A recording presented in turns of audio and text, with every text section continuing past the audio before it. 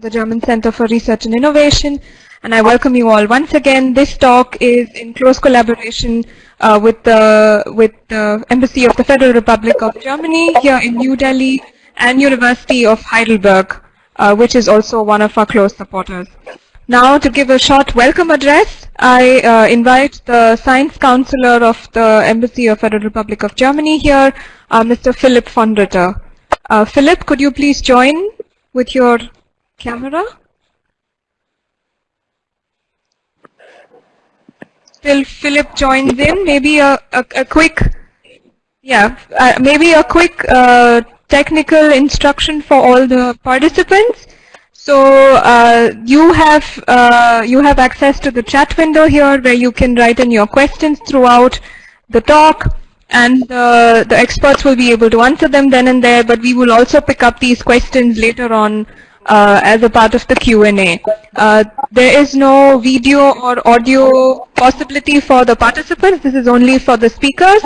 But if you have your questions, if you have technical difficulties, please write them in the chat.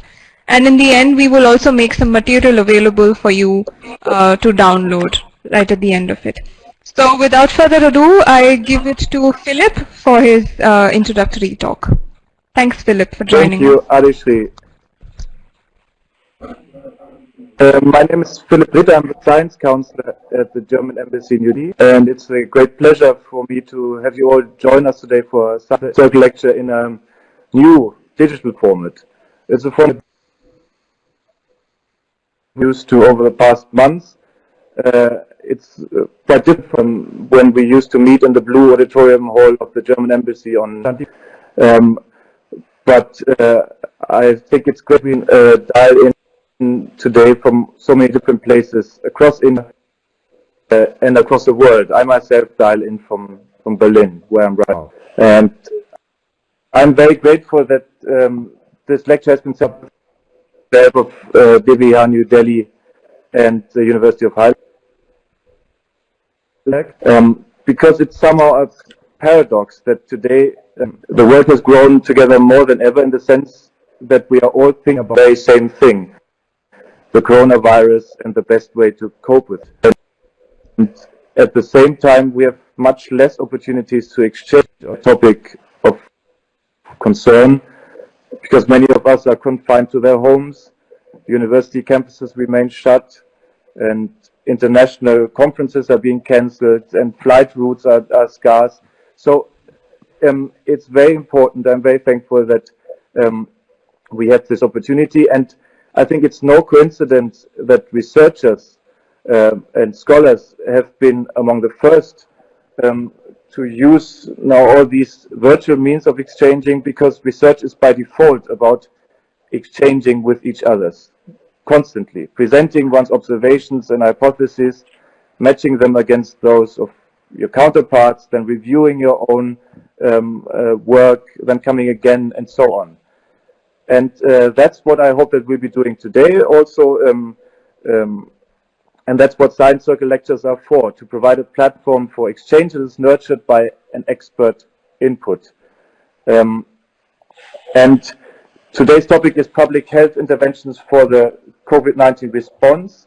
It's a topic that has millions of views, and it's all the more important that we have today two very, very renowned speakers on this, and I will present them now in the due brevity.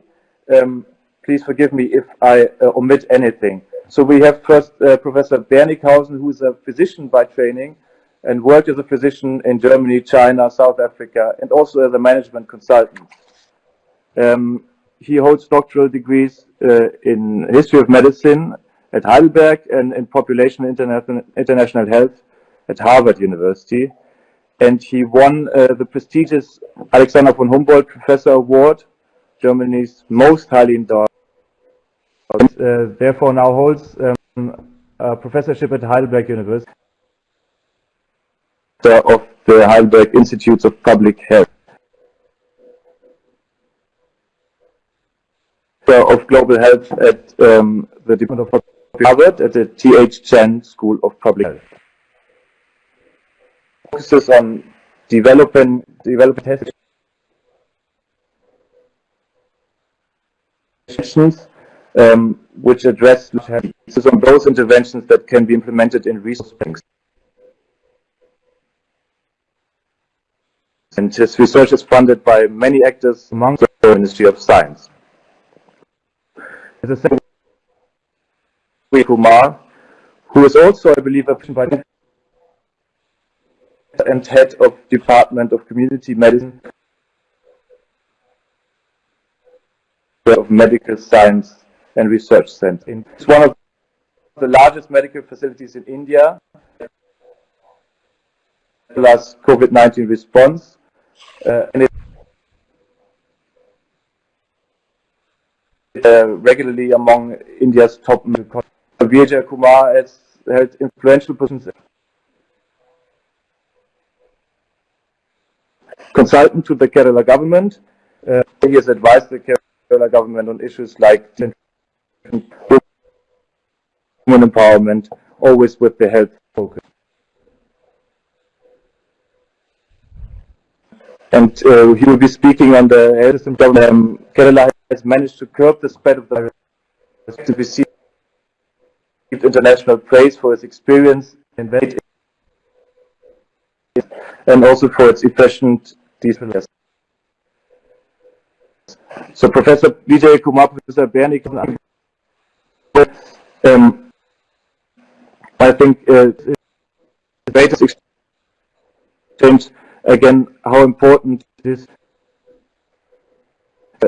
science and research topics.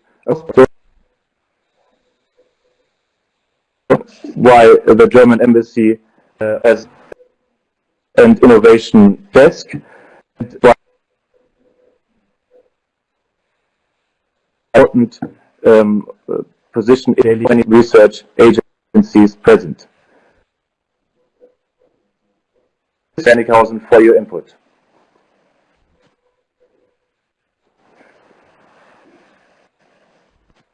Thank you. Thank you so much, Philip. We can start with the presentations now. Dr. Bernikhausen, over to you for your first presentation. Yeah, thank you, Herr von Ritter. Excellent introduction to kick us off here. The spirit of science is alive and well, indeed. Can you see my screen? Yeah.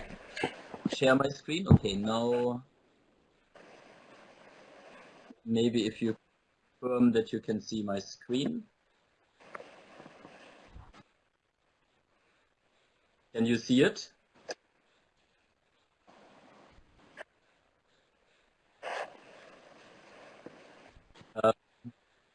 Could anyone give me a sign if you can actually see my screen?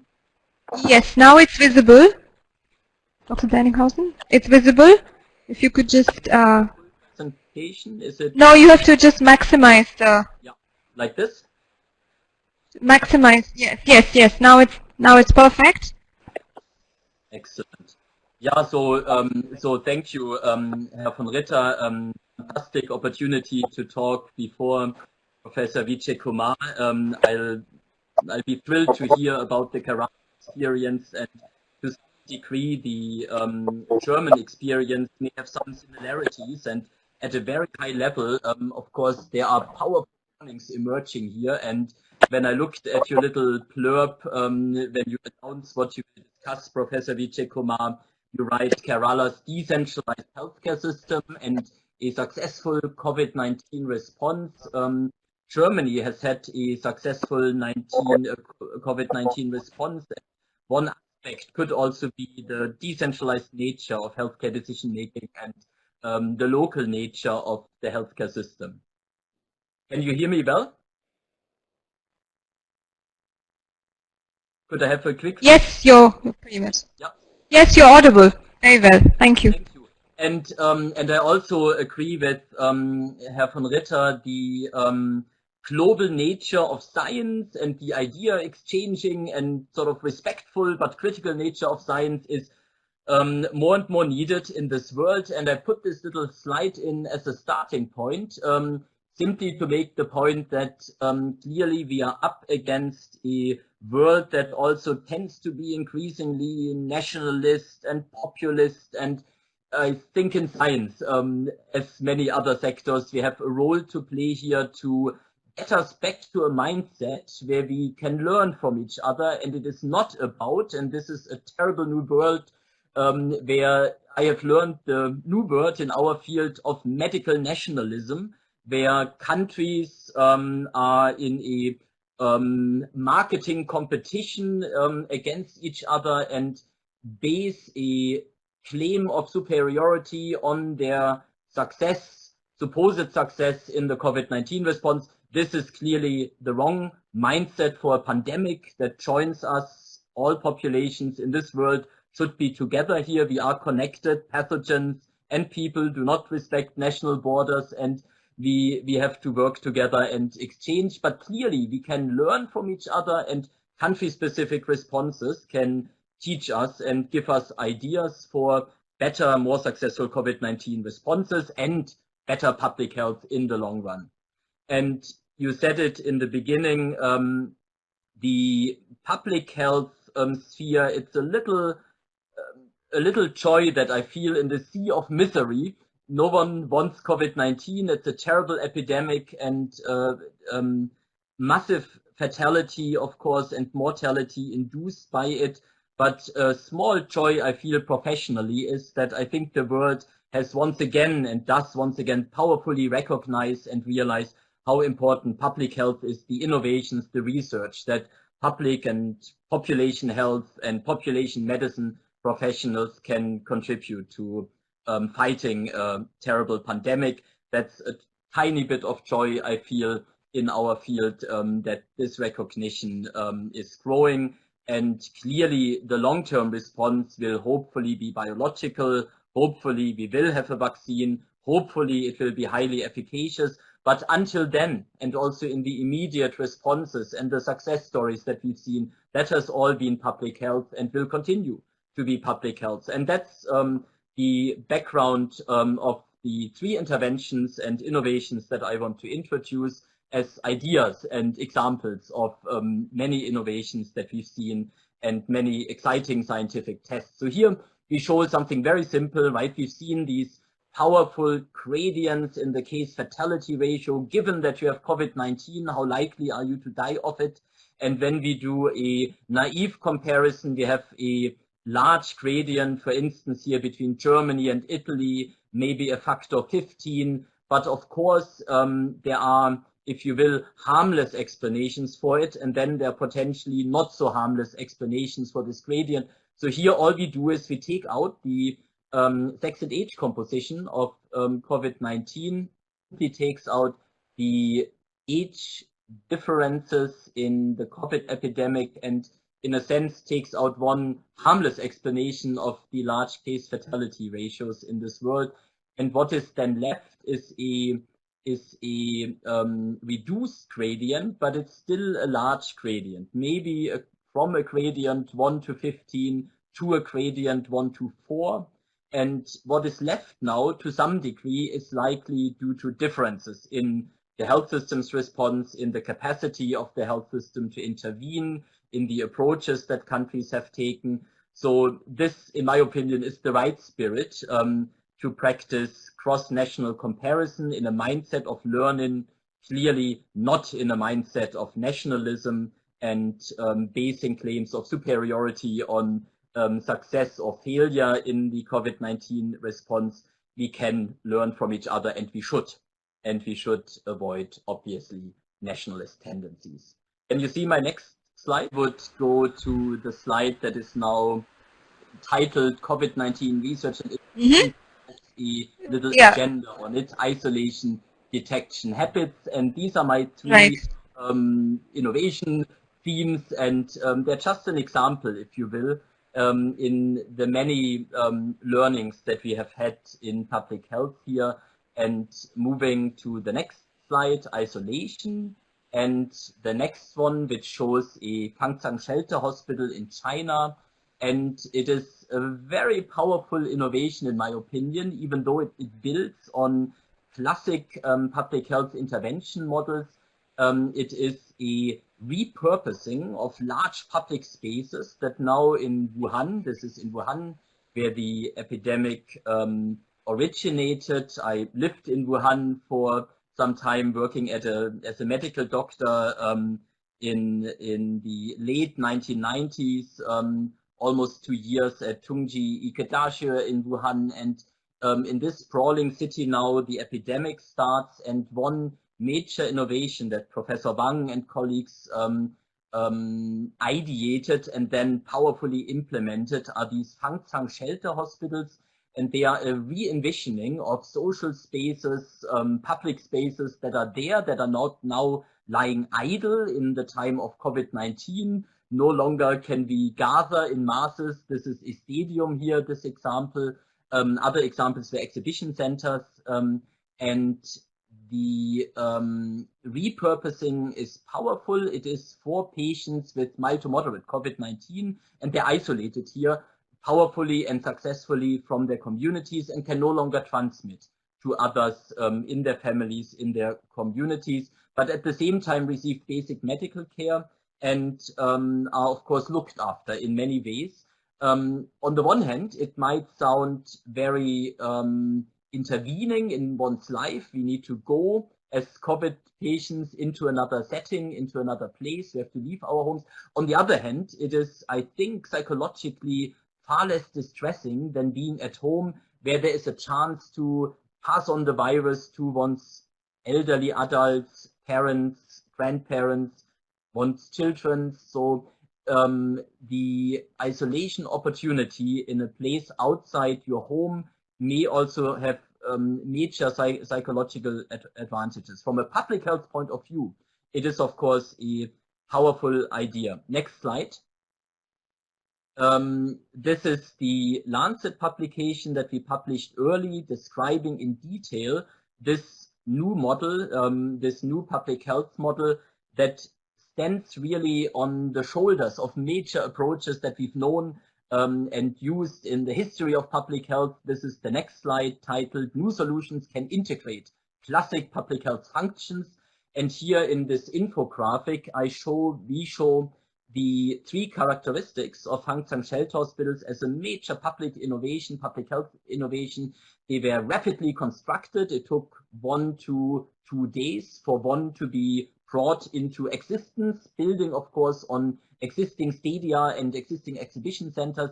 They are low cost. The patient to doctor ratio here is high. Many doctors and many nurses few doctors and few nurses look after many patients, and they're massive in scale.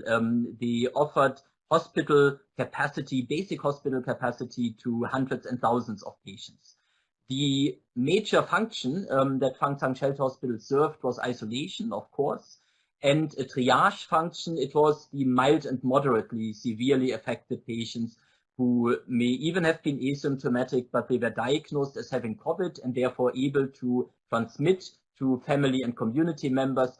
And now they are invited to be in an isolating facility that is pleasant, offers basic medical care. That's another function, offers, and that is very important from a healthcare perspective, constant monitoring of symptomatic progression. As you know, COVID-19 has a tendency to rapidly progress from mild and moderate to severe, and the health system has to quickly act to ensure the survival of some patients. So the monitoring function is very important here, and a pre-organized referral chain versus home isolation. If you imagine home isolation, there will be more lag times until the healthcare system can intervene to refer a patient upward into a tertiary hospital where respiratory support and intensive care and complex care is available. From a Fangzang shelter hospital, these referral chains can be pre-organized and they cut out substantial amount of time in referral. And then they offer, of course, essential living and social engagement, and also mental health support and psychological support. Next slide. You see here in Wuhan, a large city in central China on the Yangtze River, one of the world's largest cities, how very rapidly the capacity to provide care in Fangzang shelter hospitals was increased in in the city, and you see the hospitals, the little blue dots here indicate the capacities of the different hospitals, ranging from 200 to 1,600. And the next slide shows the stream of patients into Fangzang Shelter Hospital, the increasing Fangzang Shelter Hospital capacity over time. Those numbers you see in the heights of the light blue and darker blue bars above the x-axis, and then below the x-axis you see the outflows in a cumulative way, patients who are being released as having come successfully through the COVID-19 disease course and now healthy and no longer infectious, going back into their communities and families, and the light orange shaded columns show those patients who were referred upward because they had a deterioration of their disease course and needed complex and intensive care. And I just quickly ask, can you still see my slides and hear me clearly?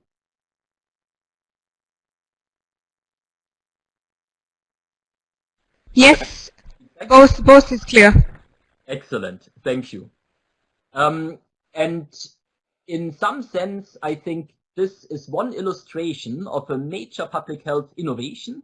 This model of public health didn't exist before Professor Wang and other colleagues ideated it and then trialed it and implemented it in Wuhan. And in many settings worldwide, let's think about stadia that are currently lying idle in Brazil, in sub-Saharan Africa, where the epidemic is just starting now in many communities and has been already severely in some other communities.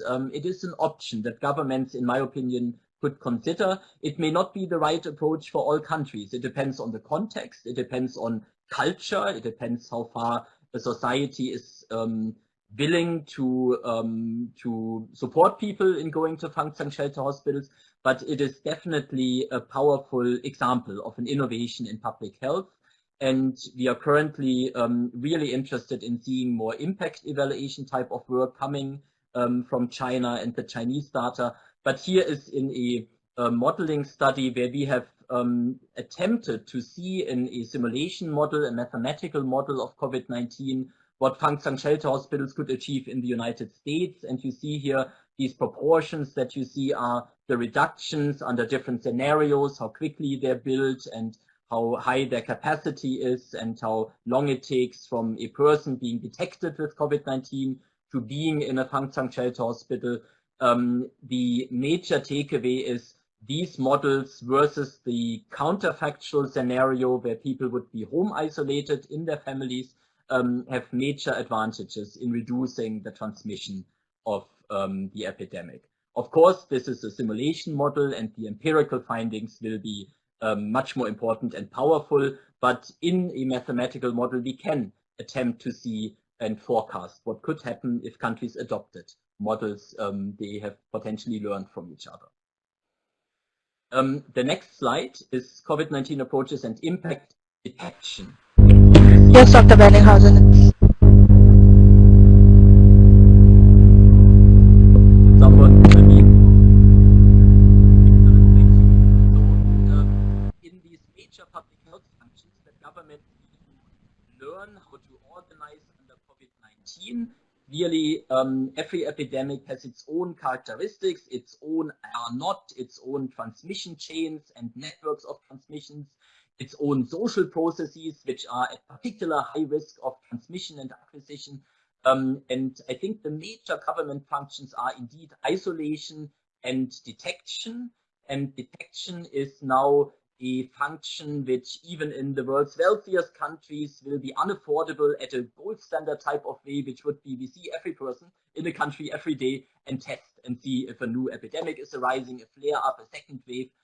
Clearly that's not affordable even in the world's wealthiest countries, let alone in the world's resource poorest countries. And we need to find better models of detection because the long-term success of a public health response will depend on rapid detection of the next epidemic when it is a few people, not when it is a few thousand people who are suffering from the next outbreak. And the work that we are doing here And here is again from a simulation model. Of course, mathematical simulations have this fantastic advantage. We can see something very quickly. Empirical findings are behind what we can forecast in simulations. So it is important that we simulate and then test. So we are doing that. Here is an example, a paper that is coming out in the bulletin of the World Health Organization soon from Heidelberg, where we have simulated what can be achieved by utilizing the geographical clustering of the COVID-19 epidemic. And we form in our mathematical Markov model different groups of different sizes and utilize the clustered nature of the epidemic for our testing response. Next slide. And we see here in these three-dimensional graphs, you see on the first x-axis the number of samples that we would do in a group, the number of screening tests. This is now a person potentially coming to a family, to a household, to a cluster, and inviting people to participate in testing. We see on the z-axis going into the third dimension here, into the graph, if you will. We do this for different prevalences of COVID-19 in populations, and we run here against each other a random testing approach and an approach where we form in the field while information is arising. We form groups in which we will intensifying the testing response, and we see these powerful minima emerging and major resource reductions that are possible here, both in terms of field worker time and in terms of the number of tests that need to be employed in order to find the next case. And we currently, next slide, are starting studies in South Africa, in Kenya, where we've just won in the Horizon 2020 EDCTP, that's the European Developing Countries Trial Partnership, a major funder for work in Africa, in Asia, in global collaboration with European partners. We are testing out in Kenya and South Africa in how far alternative screening models that in mathematical models would suggest that there are major resource savings that make it possible and feasible in resource poor communities and health systems to regularly and routinely test to very quickly find the next epidemic, the next flare up and second wave. We are testing those in empirical studies. And the other approach that we're testing here is pre-screening. Can we save resources by, through a telephone call, a home visit, initially screening out people who have been at high risk or are symptomatic, and only test those who show up at being at high risk. Next slide. And the last sort of major point is a switch over. There are the major government functions: isolation, detection, and policy responses associated with it. And then there is what we can do and have to do as population, as people in our communities, in our schools, our universities, our families, our neighborhoods. How can we continue to be motivated to wear masks when we are in shopping malls, socially see our friends, not gather when it's not necessary. And in my opinion, this is really the harder task. Governments can act, they are central agencies. Us to be motivated in the long term is far harder. And next slide. Here's an early view from China, from Beijing, an early paper we published in the Lancet describing the public holiday extension. Initial Chinese response, that was a powerful and very smart policy choice to just extend the traditional holiday in China and ask people to stay at home and socially isolate. Very busy places became nearly totally deserted, as here a train station in China. Next slide. And these sort of social distancing measures that governments can do, which do require social participation and a willingness to participate and listen and do, as government in the short term tells us to do, probably has in the past and can again in the future buy major time in terms of getting ready for the next flare up, the second wave, And here we have again in a mathematical modeling study coming out in engineering shown how much time China has bought through its rigorous lockdown of Wuhan, Hubei province, and it's a temporary relief that has given China and the world time to prepare for the epidemic. Some countries used that time, others squandered that time. The epidemic was not fundamentally halted by it, at least according to our model here that is calibrated against the empirical data. It just bought a few weeks of time to prepare and be ready and be better. That's a powerful push when government does it, but in the long run, what we need, next slide, titled Education, Entertainment Videos Can Rapidly Reach People in Virtual Spaces. So how do we motivate and change our cultures and continue to act in a responsible way, cleaning surfaces, washing our hands, wearing masks, not going close to people who are our friends and our community members. These hard changes in the long run need to be supported. And we see now already reactance phenomena, people acting against the official recommendations because they're longing to have their freedoms back and so on. So in the long run, everything is much harder than in the short run. In an emergency mindset, we are maybe willing to follow government advice, but now in the murkier situation of wearing masks and socially distancing to some extent, but it is a post-lockdown era, this is much, much harder to do. And an attempt that we are pursuing to support people in their knowledge, in their behavioral intent, in their long-term motivation, are education and entertainment videos on YouTube. Here they are produced by Maya Adam from Stanford, and we just show here in a publication in Journal of Global Health how the views accumulated of a COVID-19 education and behavioral intent and motivation video. And we see here in a few weeks worldwide, there were in 10 days, there were 1.2 million people having viewed it on Twitter, YouTube, Facebook, and Instagram, 4 major platforms in this world. And we've just completed, next slide. Yeah, so this is the next slide. I have no hope that I will be able to show you the video, but on the top of this slide, which I'm happy to send you, is Maya's terrific video. She now has put online additional videos on COVID-19, and we, next slide, have tested them with Maya and colleagues Alain van der Meel at Heidelberg and Merlin Kreul in an online trial where we have asked people to participate and now randomly assigned people give us their behavioral intent and their knowledge about COVID-19, and randomly assigned some people only give us their behavioral intent and knowledge about COVID-19 after they've seen the video. So we see the increase in knowledge, in behavioral intent, motivation to act in a responsible way in the COVID-19 response have been effective. And our main finding, we were fearful about it, we are repeating the study. We had a ceiling effect. We do move the needle and we show that people are more motivated and more knowledgeable, but in the control arm, in the counterfactual, in those who are not seeing the video, knowledge is already very high and behavioral motivation is very high in this phase of the epidemic.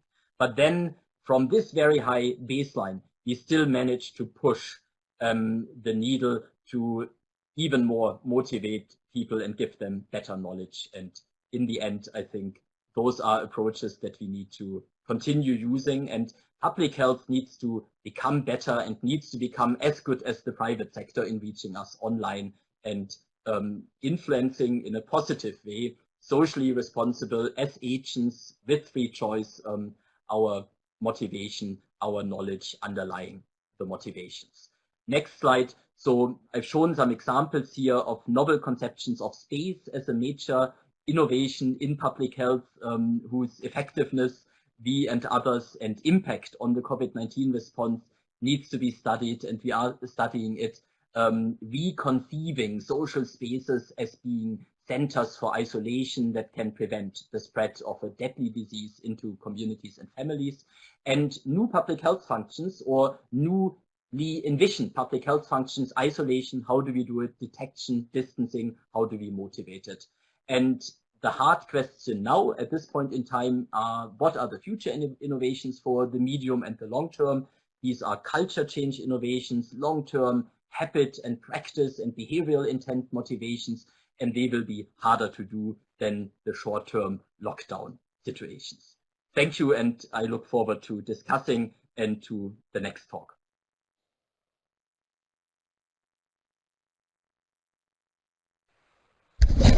Great. Thank you so much, Dr. Benninghuysen. That was a really nice presentation.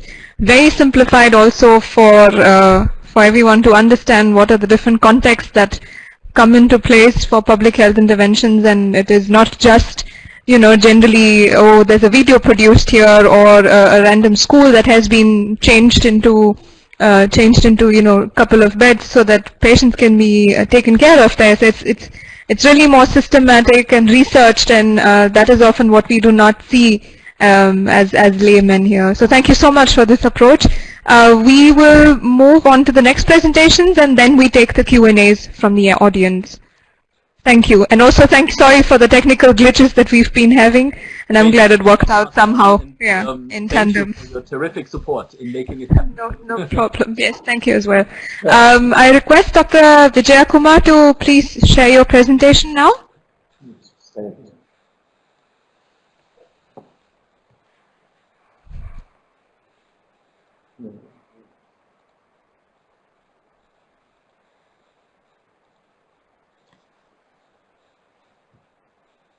Hello, good evening. Can you hear me? Can you see the slide? Perfect. Yes, Dr. Vijay Kumar. Yes, please start. You can begin. Yes, So we can see the slides as well and hear you and also see you. Tell you that English is my second language. Therefore, there will be some gaps in it. I am going to present the experience of Kerala in the context of the pandemic. I do not know how many of you know about Kerala. It's a state in India. We are nearly 34 million population, and HD, Human Development Index, is 0.85, and roughly 40% of the population is urban.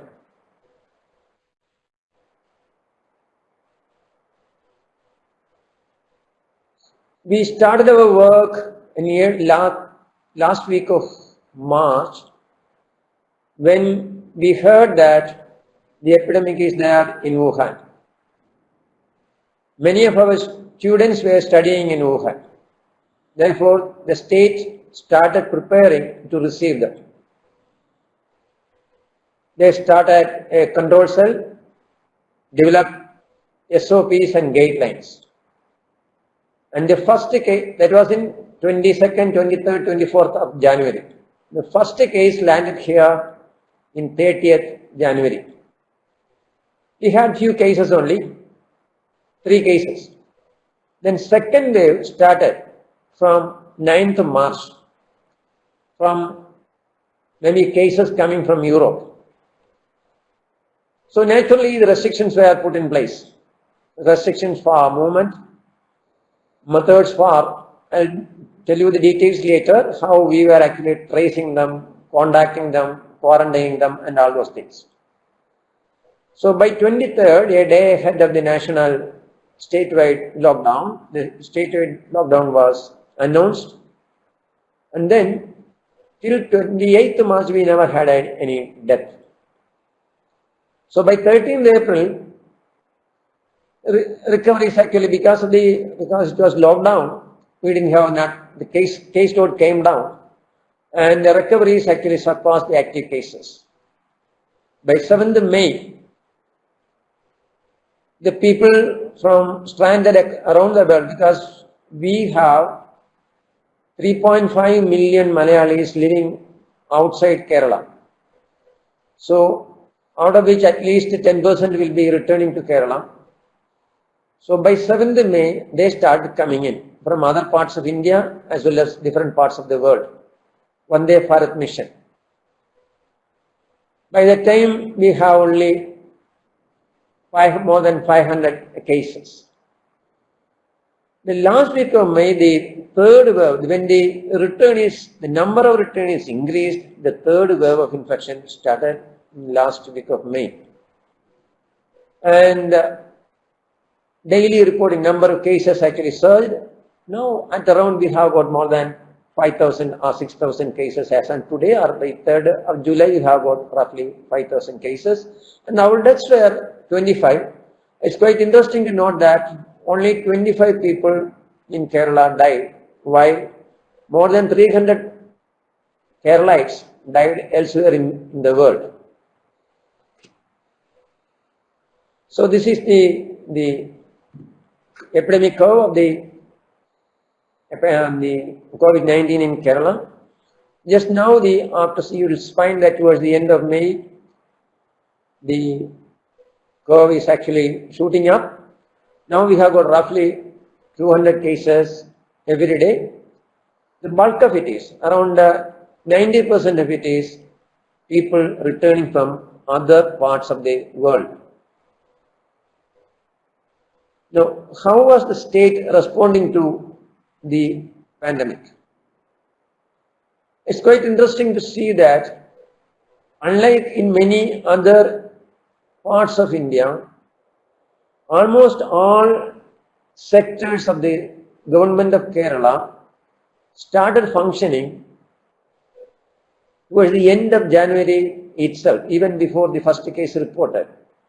General administration, local government, and different departments of the government.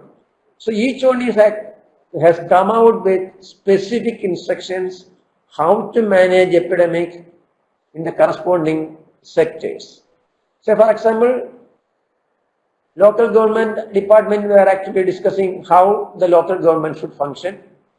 Similarly, the fisheries sector department will be issuing in guidelines to indicate how the fishermen should behave in the context of or how the fish should be sold or actions. These sorts of specific guidelines were introduced by almost all the development sectors of the state. Then we have got say different agencies, public transport was suspended, even private transport, how it should be operated, and the patient management, quarantining, isolation and tracking and everything was actually issued by the Department of Health and Family Welfare. So everybody was on board, not health department alone, as in many other situations. So when we speak about our own initiative, say we have started isolation ward, and during the lockdown period, we have distributed food kits, and you see this is an improvisation of distributing materials from the public distribution system, and the materials were actually distributed free of cost to each and every other household in the state without considering whether they are poor or affluent. Another important feature was the conduct of the examination. There was a huge debate whether we should have the examination or not, especially for the 10th standard and higher up. The state actually held the examination with all precautions, and we didn't have much of cases reporting after the examination till date. And it's quite interesting to see that at one stage, this is a district collector actually feeding a dog. The government has advised the public to feed the stray dogs. Otherwise, stray dog may get hungry and may bite somebody going for the emergency services. One of the early and worst hit district was Kasaragod, northernmost district of Kerala, where our health facilities were comparatively inadequate to meet the big challenge that we initially had. So within few weeks, one building was turned up, a building that was constructed sometime and was not being used, was constructed into a new medical college by the state government, and the whole building, whole hospital was dedicated to COVID care. Another important initiative was when the Maharashtra was worst hit, the state sent its team of doctors as well as nurses and other paramedical people to Mumbai.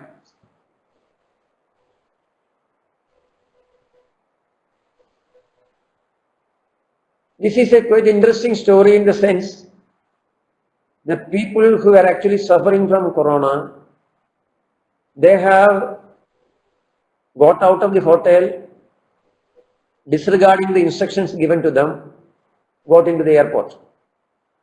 Our team actually traced them and got them back and admitted in the hospital, and they were positive.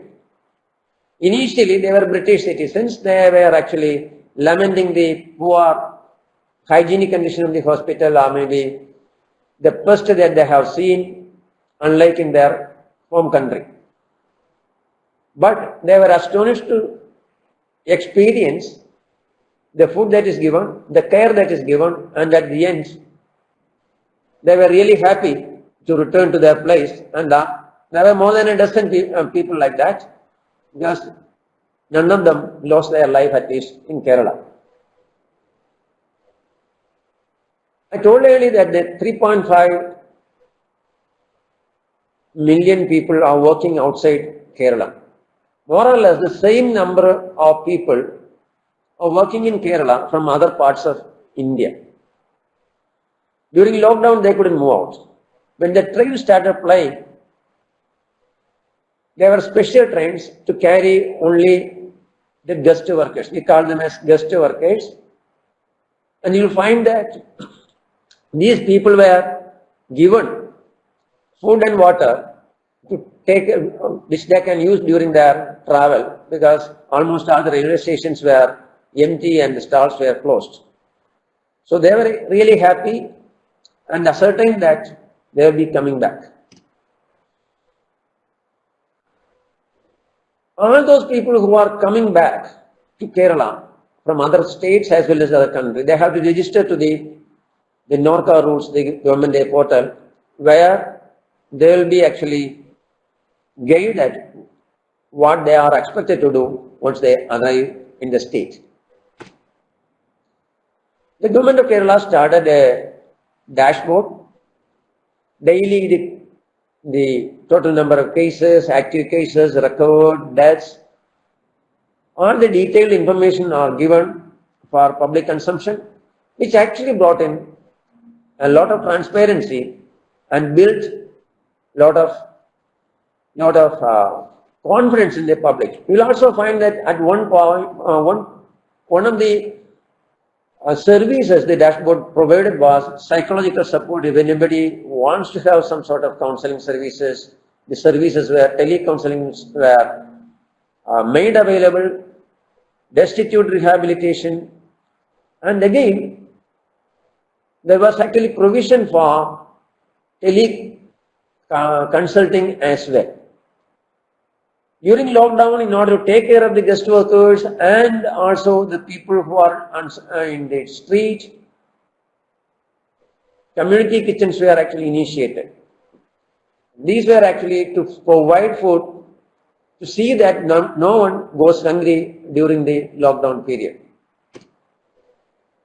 These were the leaders, the Chief Minister and the Health Minister. So these are the strategies that we have employed. If somebody is actually reporting to the airport, the moment they land there, their home district, home panchayat or home PHC will be intimated that such and such person is coming, and the arrangements will be made for taking them to quarantine, whether it's home quarantine or institutional quarantine. Any case that is being reported, the contacts were traced, the people were being tested with the test, and those who are testing positive, Initially, they were all admitted to the hospital, and treatment was also given. Follow-up and the route map of each patient. Some situation, people may test positive after some time, and they may not. All of them actually, all the people were not coming through the NORCA routes or maybe the e-portal. Many of them came other way also. In that sort of a situation, for a case, route maps were prepared. Those who are in the isolation were given counseling. It was a good campaign to break the chain in the sense popularizing mask, hand washing, etc. The picture indicates, hand washing, public facilities. The lead role was played by the primary health centers in Kerala, basically because unlike, say, as we have seen from US or China, the primary healthcare system in Kerala is really strong. Almost all that is why we could prevent the occurrence of cases so far. Even though this epidemic started, say, from 30th January, till date, the local cases, out of the 5,000 and odd cases that we have got, the people who got infection within the state through contacts is less than 10 or 15%. All others are imported or coming from different parts of the world. The local government of the Kerala is really, they have done some unique work in the sense taking care of community kitchen, producing the materials locally and distributing it, enabling women volunteers to come up and provide services to the elderly or those who are in the quarantine, distributing materials.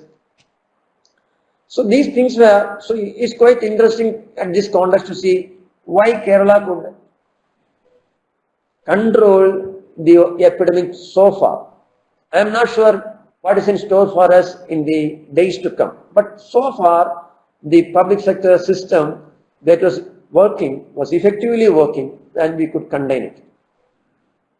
One of the reasons are that we had floods in 2018 and 2019. Naturally, this was it's a floods that occurred. They say the last 100 years we never had this much level of water rising in different parts of the state. Naturally, there was responses from National Disaster Relief Mission was there, local police, almost all the functionaries are there, but at the same time, people were saved and the economic hardships were mitigated not because of the official agencies alone. The people themselves organized themselves to take care of. Moreover, it's the fishermen. We have got 600 kilometers of sea where fishermen are there. They came up with their own boats and saved thousands of people who are stranded. We had similarly two epidemics of Nipah, probably much more serious cases unlike the COVID. We really have the experience of managing Nipah in 2018 and 19. 2018, 18 people died because of Nipah. 20 people were reported to have the disease in question. Only 2 survived. But it could contain the disease within 2 months. That's the success of it. And 2019 also we had another epidemic of Nipah, but just only 1 case that was saved and no more cases. So that gave the state health system tremendous confidence that we can very well contain it, provided we play our games according to the rules listed. So naturally our health system owes a lot. Pre-independence India itself, our health system was reasonably good basically because of the Travancore rulers. They started the primary health centers and established public health system. Post-independence, naturally the primary health system got strengthened, and the hospitals as well. Further energizing or strengthening initiative was the decentralization started in mid-1990s and NRHM 2005 onwards. Recent government has actually, for the last 10 or 15 years, at least 10-15 years, to some extent, public system was lagging a little bit other than the intervention of the NRHM. But the state government has strengthened the hospital as well as the primary healthcare system in a mission mode called RANDOMIZED. The local self-governments in Kerala is really unique in the sense they run the primary health centers in Kerala. That's why they could do something different from other parts of India. Civic response is when you say that the government comes and says every day, the government comes and states this is our situation, you have to do something. An appeal to almost all the citizens of the state. Almost every day, Chief Minister comes at 5 o'clock or 6 o'clock and telling what people are expected to do. More than 95% or 97% of the people followed what he was actually saying, irrespective of the political affiliation. Naturally, this was one of the reasons why we could contain. And they say lockdown, people were within their home and they knew that their requirements will be met. This is how the civic response. So these were the approaches that actually helped us. Added to that, we should also consider almost all the local governments have prepared what we call as a disaster mitigation plan a few months back, last September, October. So they knew what they are expected to do when a disaster strikes. And when Corona struck, it was declared as a disaster and they were actually energized to act accordingly, identifying places of shelter which could be turned out to be quarantine or even isolation centers if it is needed. Till date, we are not actually using it as much as we expected.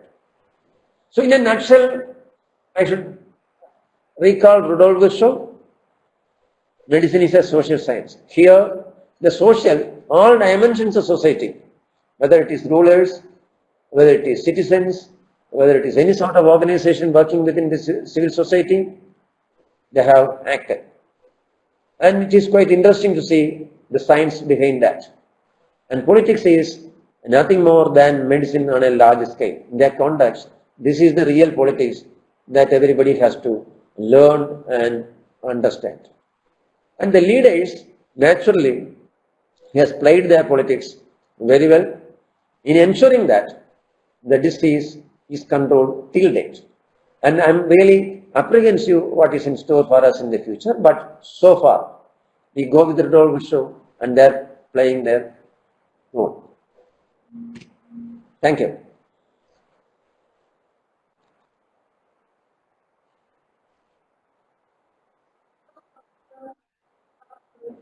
Thank you so much, Dr. Vijay Kumar. That was also a very nice and simplified presentation for everyone to understand why Kerala has been a model state for, for fighting COVID so far.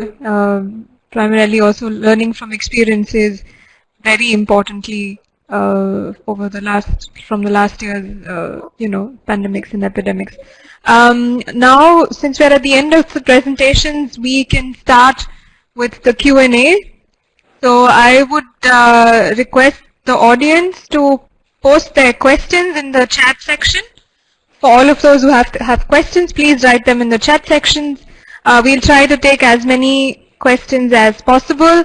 For this Q&A round, also to moderate the panel discussion that we have in the next, let's say, 10 to 15 minutes, I request our representative of the University of Heidelberg, Subur Bakht, to please join us and take the lead here. Mr. Bakht has been instrumental in getting us the content and the speakers of this presentation for this day today. So we're very thankful to him. Subur, are you able to log in with your camera and microphone, yes?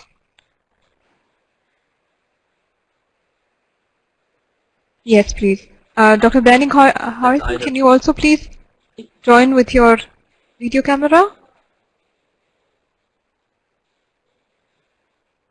So, to the audience, if you have questions, could you please write them down here so that we can pick them up? And Professor Vijay Kumar for taking time. So, Subur, over to you. I hand it over to you completely from now. Global health to the why Kerala is a success.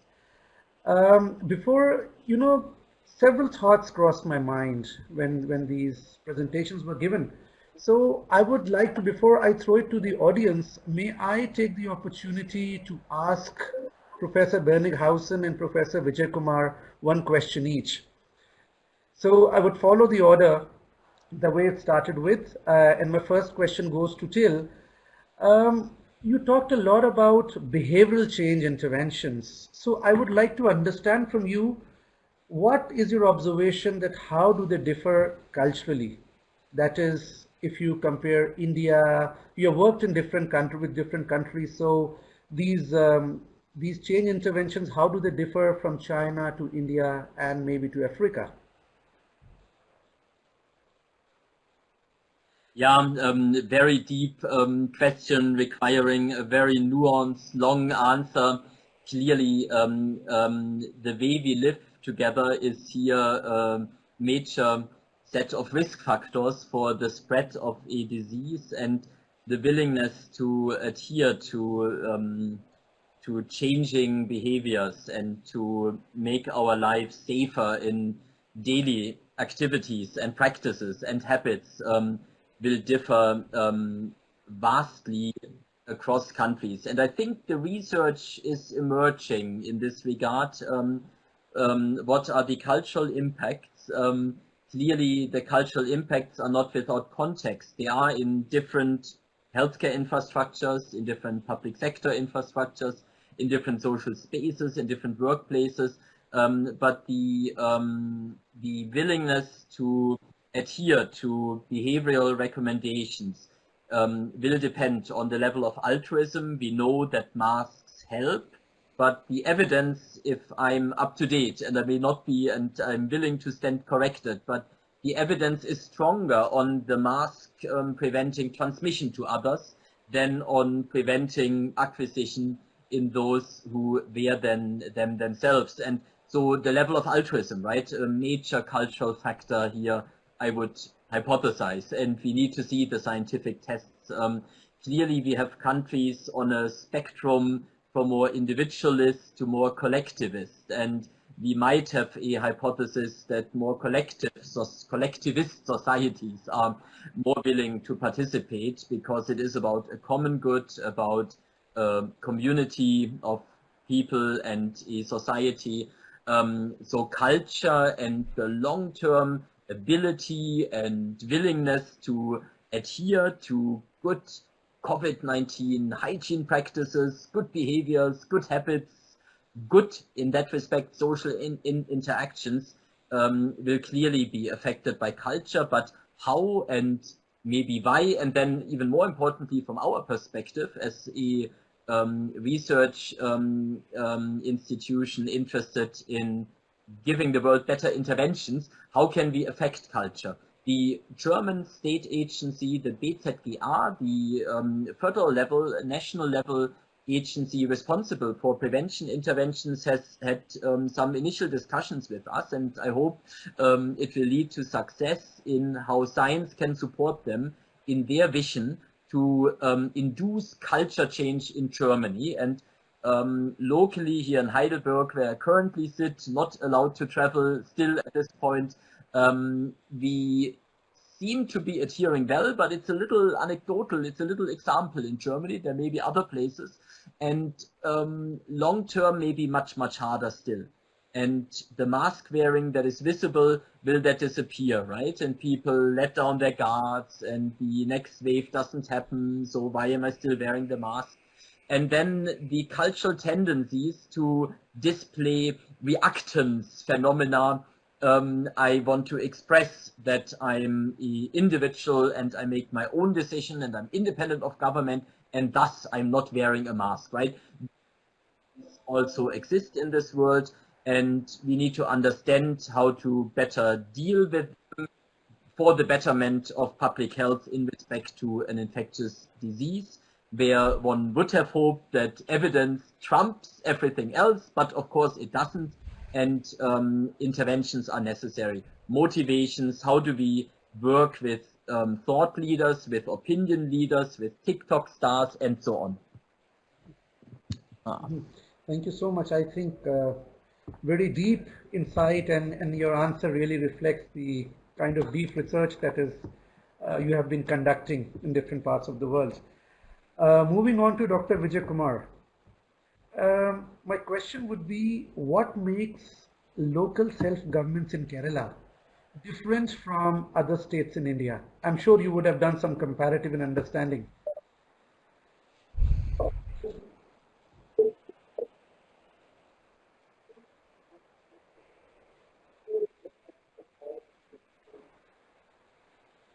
Thank you. Basically, the local self-governments got strengthened by the 73rd and 74th Act of Government of India in mid-1990s. But the state of Kerala, what they have done was empowering the local government and giving resources to the local government as part of the plan itself. 30% of the total plan expenditure of the state is given to the local government itself. They have got all the freedom to decide what they want to do with that money. Certain large, broad restrictions are there. Say, for example, this much percentage should go to agriculture, this much to social sector, this much to this broad guideline. 2 or 3 classes are there. So they have got all the power, freedom to utilize the money to suit the local health issues. The second part, because of that, now it is almost 25 years. It's a good time period where these local governance, local leadership got strengthened. And the leadership, not only those who are elected and functioning now, even those who were elected, or even other people who are likely to be affected, all of them have got a space in the social front when this social situation comes in. And in fact, they were not quarreling each other, they were working together. Therefore, once some instructions are given from the top, hey, you have to do something like this, they could mobilize resources at their level, and then they could carry out work also at their level itself. And the Kudumbashree network, the Mahila self-help, women self-help group, they are also part of the local government. Naturally, together it was a really great workforce which was available at the local level to take care of the issue. Together, I should add, there was another question, if you permit me, I will just explain that also. Or should I come after some time? Yeah.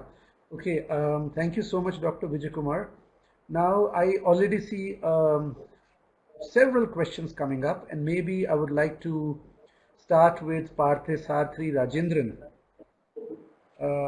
Adrishi, should I read out the question or? Okay.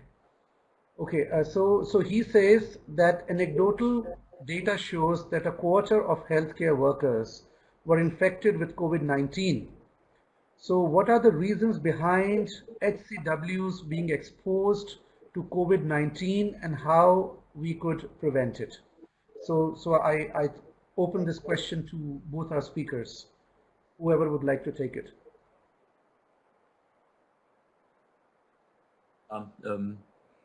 Professor Vidma, do you want to start or should I start?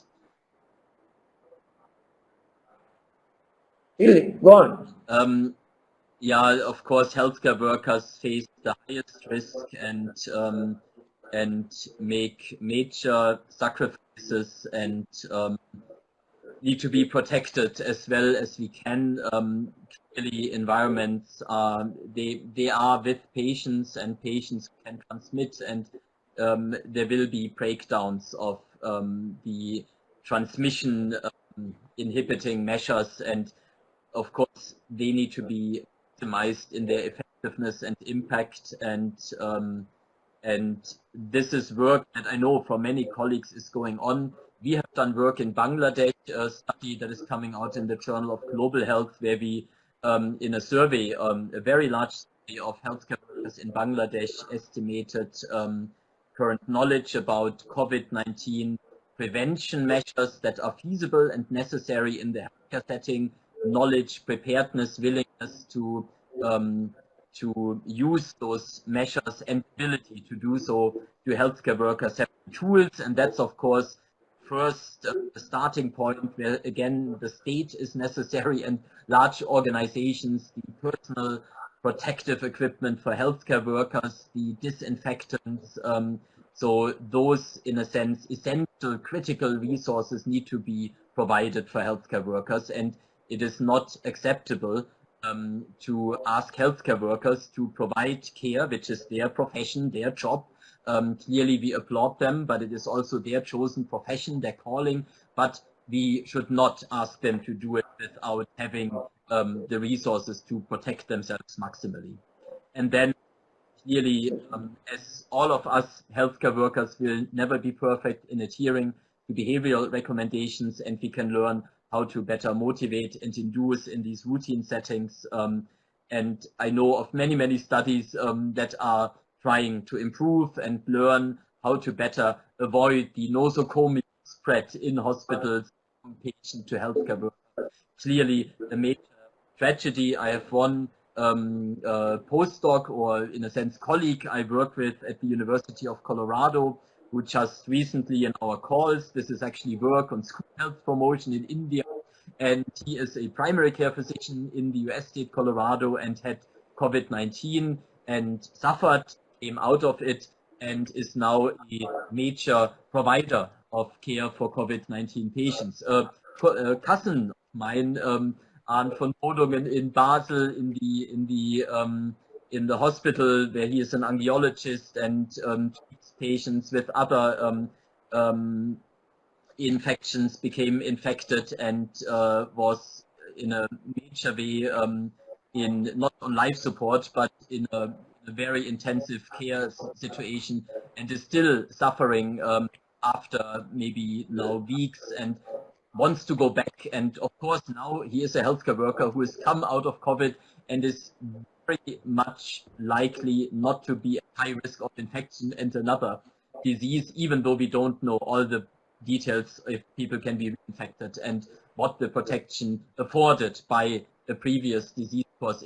So now another thought here in making healthcare workers safe is, how do we work with healthcare workers who have become infected, have come through the disease, and now may not face a very high risk of acquiring another disease, if you will, or acquiring it again or suffering from it again. So there is potential for innovations and for betterment. And over to Professor Vijay Kumar.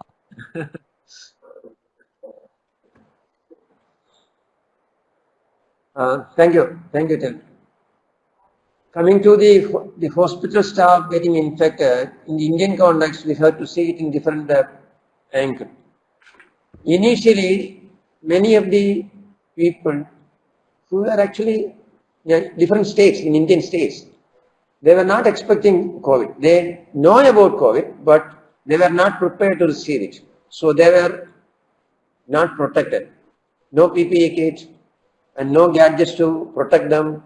Even the messages that we spread to keep social distancing and all those things were not being adhered to. That's why initially a lot of hospital staff got infected. The second part, in many cities, when the community transmission started, the logistics supply system was not enough to take care of the requirement. That's also faded away. And to some extent, I should also tell you that many people were thinking these sorts of teachings are for others to act, and maybe the healthcare workers are not expected to carry out. This happens. Most of them are those people who work in the field, like ASHAs, paramedical workers, like that.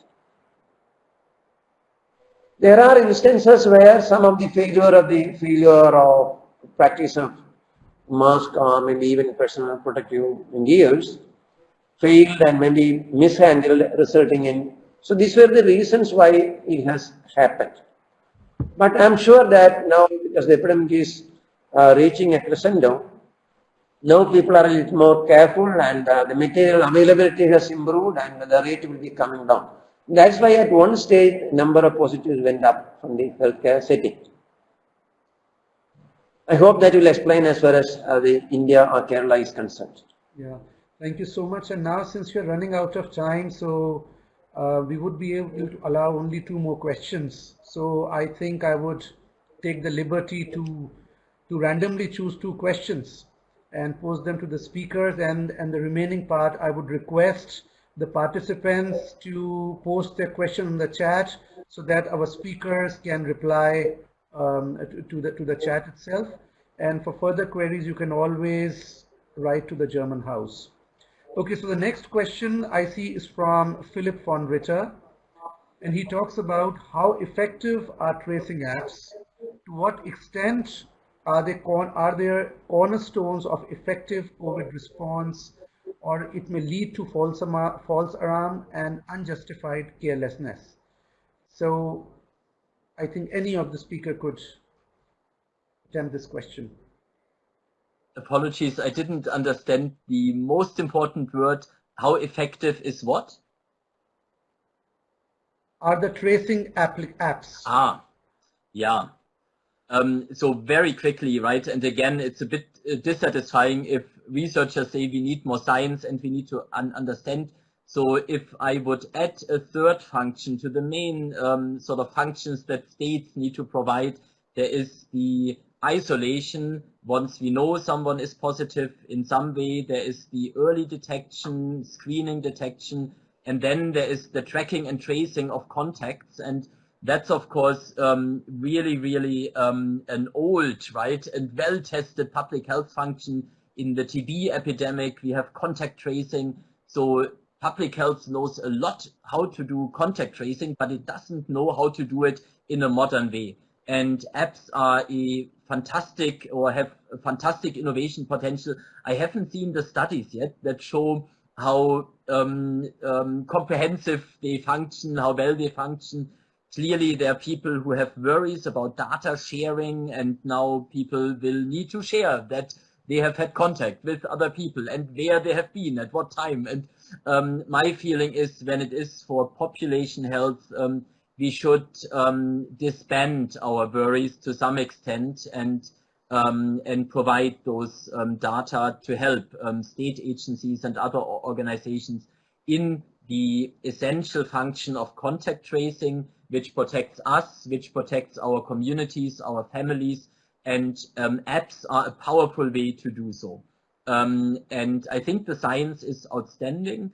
And in many countries, in addition to apps, which are an innovation, and there are many competing models, we also need to understand which model works best. But many countries are also still using, let's call it paper and pencil and telephone contact tracing, right? That function, the public health function of tracking and tracing, can be fulfilled with other means. And some countries are doing that and are doing it well. And we should run the app as an intervention against those paper, pencil, and telephone approaches to contact and contact trace, and therefore protect people who have been in the vicinity of someone who is newly identified as a COVID-19 positive person. Thank you.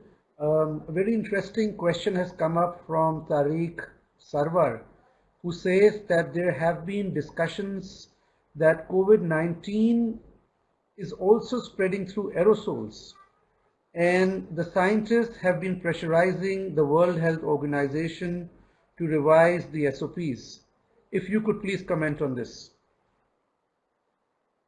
Professor Vijay Kumar, do you want to take that question?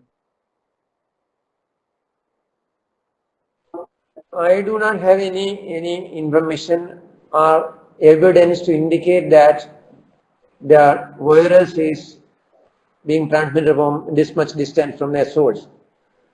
Without evidence we cannot, but there are enough reasons to suspect that it may go beyond even the so-called stated 1 meter or even 2 meters. Unless we have got something tangible evidence, we just cannot take a decision like that. That's my looking from my end. I do not know what exactly is the research somebody has got. Yeah, in a similar way, Till, would you like I to have add to seen the this? news announcement. I haven't looked deeply into the evidence.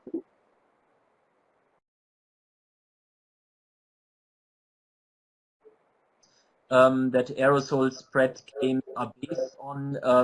Of course, we should be cautionary, and as long as one cannot rule out modes of transmission, and there's some emerging evidence, possibly from wind canal studies and the like, we should take that very serious. And clearly, also these are probabilistic events, right? So at certain distances, certain environments and wind speeds, we may be able to nearly rule out transmission, but never fully. So I would err on the side of caution if there is indeed, and I am curious. I've seen the news announcement for a few weeks, but before today I have not had the time to look into the evidence that these news items and the engagement with WHO, as you have mentioned, how strong the evidence is that these claims have been based on. My suspicion is they are probably wind canal studies or laboratory type studies, and possibly therefore need to be taken quite serious, and clearly to err on the side of caution and distance more than maybe we thought we would need to. If I were a decision maker, I would go to, you know, moving more apart in recommendations from 2 meters to 3 meters. It will be good to see the precise evidence and how much detail there is, and how well grounded this evidence is. Mm-hmm. So some last question for today. I would take it from Dr. Manjula Satish, who talks about, she says that how about the risk of exposure from asymptomatic COVID positives and the risk of transmission?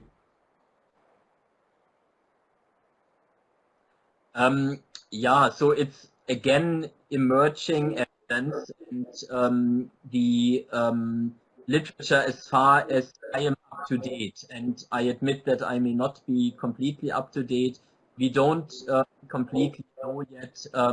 And of course, we have analogies, right? Other coronaviruses, other viral infections. So again, I think we have to assume, and the evidence is coming, that us asymptomatic people can spread the virus. And of course, we also know that the majority of people are asymptomatic. And that is a major long-term issue for getting the public health response right. How many asymptomatics are there? Can they transmit? And how can we find them? We have used, again, mathematical models to give us better, based on the empirical evidence, but merging it newly in mathematical models with machine learning and Bayesian neuronal network support to get to better estimates, less biased and more precise, of key numbers in this epidemic, including the number, how many asymptomatics are there per symptomatic patient who eventually will be seen and confirmed by the healthcare system. But many of the asymptomatics will not be confirmed. The other evidence that is emerging and will give us answers here is population representative surveys, and we've seen the Lancet publication last week in from Spain, which was a population representative survey. That's precisely the epidemiological studies we need to see, and we are involved in those in sub-Saharan Africa. where the epidemic is behind and the epidemic will still develop in the next weeks and months. We need population representative studies that tell us how many asymptomatics are there, who are they, and then, of course, more evidence on the transmission potential and the degree of transmission from asymptomatic cases. Thank you so much. I think now we would not be able to take it further, and as I said earlier, that questions could be sent to the German House for Research and Innovation, New Delhi, and you could also pose your question to the speakers if you have their email addresses. And now over to Adishri. Thank you so much, Subur, for coordinating the panel discussion. Thank you so much for the answers and the questions. We are coming close to the end of the session, but before that, I would like the audience and the speakers, also the speakers, yes, to participate in a really short survey for us to give us a feedback on if the session was informative. Did you get the information that you were hoping for? So I'm going to switch on the survey slide for a second, and then would be great if you can give us a small feedback for it. So we now move to the next slide.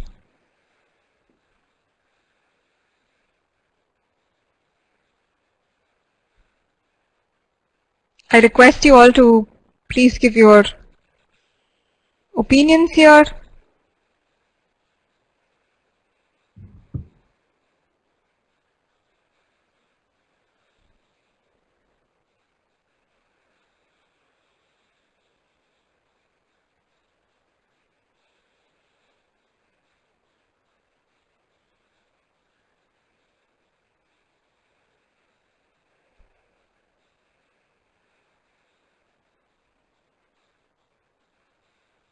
We will shortly close the poll.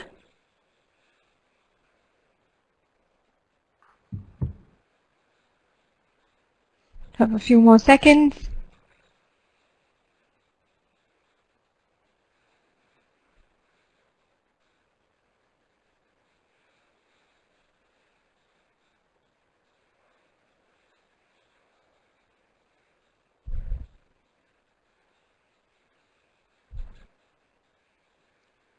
In another 5 seconds, we'll close the poll.